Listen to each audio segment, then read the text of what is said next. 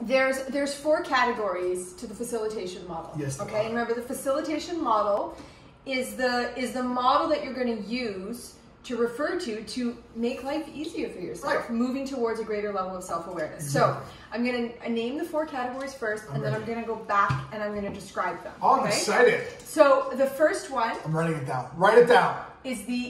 I saw a journal yesterday that said write it down. The first category is the explicit model. Okay. The second one is the in-spirit model. Colorful names, eh?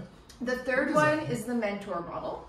And then it's the ambassador. Okay. Those are the categories. And there is a continuum of how these present insofar as severity of what I would say emotional states. Okay. Yep. So the first one, which is the explicit model, the best way for me to describe this to you to like kind of visualize it, I always use like it's somebody who is in the bottom of a dark hole. Yep. Now, you know, it doesn't have to be depression, but more often than not, people who have depression and depressive episodes can relate to that feeling of sinking, being at the end of a dark hole and having to scratch and claw your way out. Like the word explicit implies effort, you know, intensity. And that intensity, by the way, can also be the opposite, which is like the completely turned off emotions. Withdrawn. Right? So the explicit model is someone who is really just buried under the depth of darkness. That is their unconscious narrative. That's where I was for 12 years. Right. I remember it well. It's terrifying. It's isolating. It's horrifying. It's all those things. Absolutely everything. Can I just add one thing really fast to punctuate? This is the problem with, okay, I have no problem with motivators. I have no problem with hustle and grind coaches. I have no problem with the alpha warrior testosterone guys. I mean, I do have a problem with all those people, but inherently I'm a capitalist. They can say what they want to say. My problem is that they are telling everybody that their message is for all. Right. Okay, if you've ever been in the explicit category, you know the absolute terror and isolation, and you know the sadness and the fear, but you also know the frustration.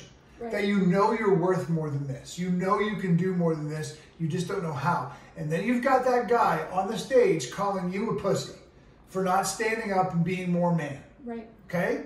That's the problem I have. That category, not unlike the other 3, has its own idiosyncrasies. It has its own realities. And we need, as coaches, if you're in that category, to speak to you directly. And right, absolutely. You know, I'm listening to this. We could do a whole episode on each one of these. Yes, we could. And I'm going to go into afterwards what to do and what not to do, right? We're going to do that after we name all of them? Sure. Okay, so that's the explicit category. I like this. You describe, I'll get a little color, and then you go back and explain the coaching. Right, like at the end. I'm going to come back to all 4 of them at the end. Okay. This is fun. So the next category is the in-spirit model. The best way to describe this one, I love putting visuals because so many people can relate to visual representation. The in-spirit model is the equivalent of being on that roller coaster of life. And if you are in that category, I don't even need to go any further. You understand exactly what I'm going. The highs, the lows, you're up, you're down. There is no balance of equilibrium. You are either tanked and bottomed out in a dark hole, which by the way, yes, is explicit, right? So when you're at the low, when you're down here at the low, you're in the explicit category. It's reminiscent of that. So that's, but then you come out of that hole, but rather than neutralizing in this stable place where you can maintain a balance, you peak super high, and then you're like on this high of life, and you're getting stuff done, and you're executing, and you're on fire. And then the crash comes again. And you know what? Let's be honest. Does that not parallel the understanding that we have common day of bipolar? The up, the down, the up, the down. A lot of people in this category get diagnoses. Right? So this category is they're so exhausted all the time because it's like they can, and when you're in the darkness, you feel like it's never going to get better. And when you're on the high, you're actually anticipating the fall. Yeah. So you're overcompensating to kind of stay there because you're afraid of what's coming. Precisely. So that's almost like you don't want to stop. Yeah, because if you do, it's going to crash. That's part of the problem, right? And there's a few people who have commented, they recognize that one, right? So really, things are just in the tank. You're horrified. Everything's horrible. You can't seem to inspire or motivate yourself to do anything. But then all of a sudden, it starts to break a little bit. You start to careen to the top. And now you're at the top. And now you're hustle. Now you're go. Now you're like, You know, Gary Vee tells me I got to hustle my face off to be successful. So it's 16-hour days, plenty of ideas, lots of creativity, amazing imaginations. But you are sitting in a constant state of when is this shoe going to drop? Right. So you're trying to compensate fearing that by just keeping going. Totally. But eventually, boom. Now that cycle, honestly, you could live that cycle for a month, half a year, a quarter, or a day. Right. I've known entrepreneurs who do this in a day. Right. I've known some who they're here for a week, they're there for 2, then they're back down there for 3 Absolutely. more. Right. So your cycle is dependent on you, but that's a common cycle. And by the way, I've lived that one too. Right. You know, and I think that, you know, I just lost what I was going to say about it. Oh, I can't remember what I was going to say. It's okay. I'll come back to it. So that's the in-spirit model. Yes. Okay. And if you are on that roller coaster, you know, like I actually think that this is the category people have the easiest time identifying themselves in. I agree. Because it's a pattern you really well, okay? The third category is the mentor model, which actually is the one that people have the hardest time identifying themselves in. The mentor, this was who I used to be. The mentor is essentially someone who is riding at that high level. Yeah. They're at the height, the peak. So they are on their positive patty masking. They think the world is great. And so optimism, internal optimism is not always a great thing if it's masking something else that's going on, right?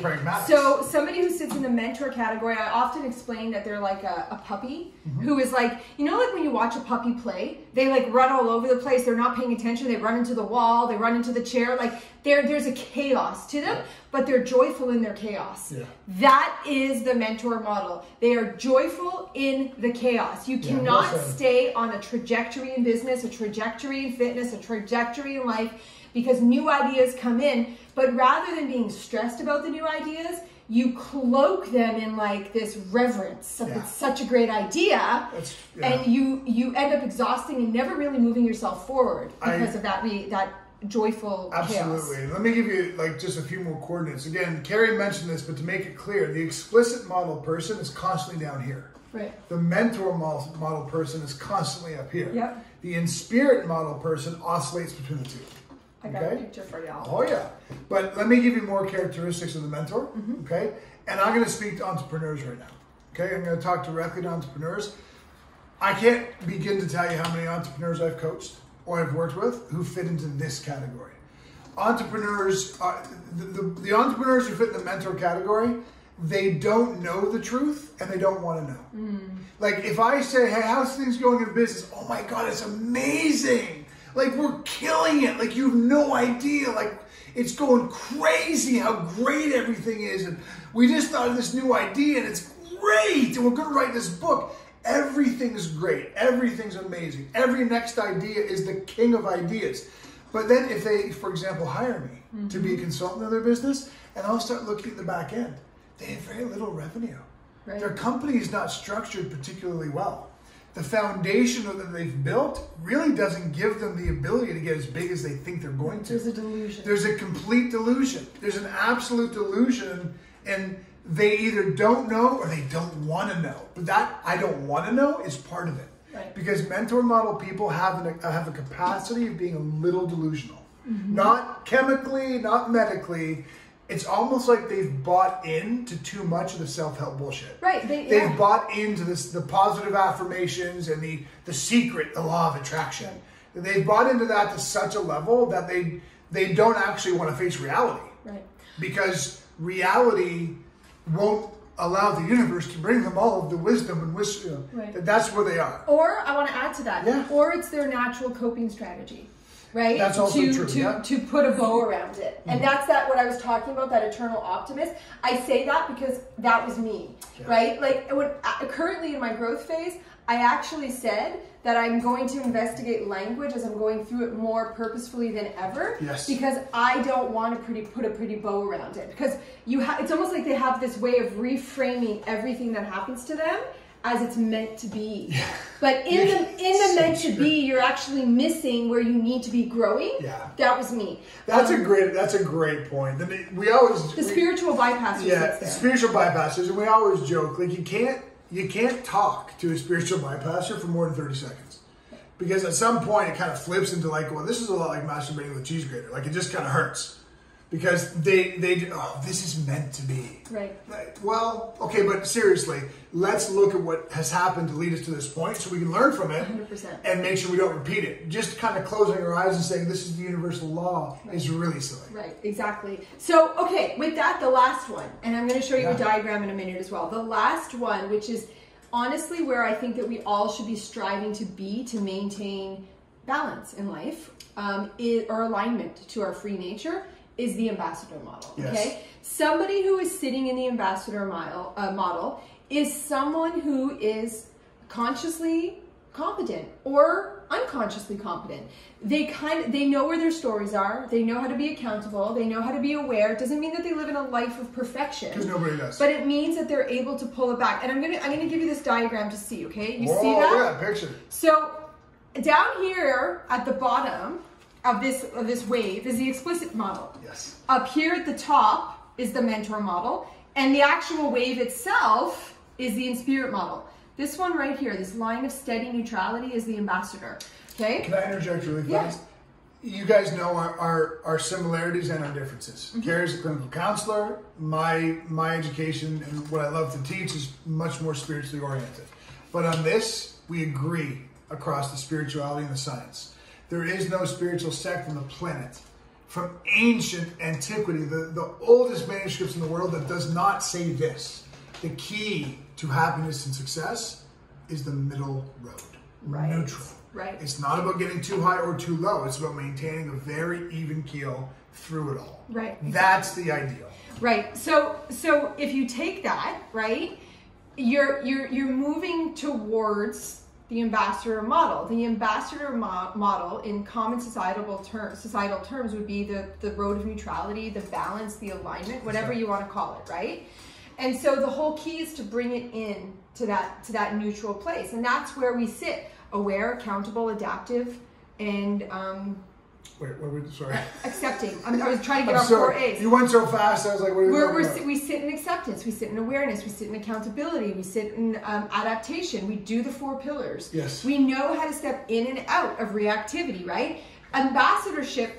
Once you get onto that neutral line for even a moment of time in your life, the goal at that point is to come back to it, into alignment with that what we would refer to as free nature, as often as possible. So you see, like, that might be your current line, right? You see how there's some bigger dips off of the line of neutrality and some smaller ones? People are saying it might be a little too white for them to see, just so you know. Oh, whatever. That's okay. I'll post it afterwards on our board. Exactly. The whole point is that, like, it's not that we're always going to be in alignment on that balance beam, right? Because even, like, if you think about a gymnast, I love using this. You think about a gymnast, how it might look like they're balanced, but even their toes are just balancing them, right? We're always working towards keeping that alignment, but that's where we ultimately want to go. Well, that's the key. And this is something I teach in level 2 of our mindset certification.